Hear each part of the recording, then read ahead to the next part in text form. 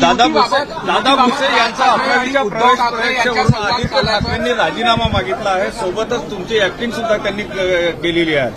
त्यांना फक्त ऍक्टिंगच येते, काम आम्ही करतो. त्यांना नक्कल करता येते, त्याला अक्कल लागते. काम करणारे आम्ही लोक आहोत, फील्डवर उतरून काम करणारे लोक आहोत, घरात बसणारे आम्ही लोक नाही. आणि म्हणून त्यांनी काय दादा भुसेंचा राजीनामा मागायचा?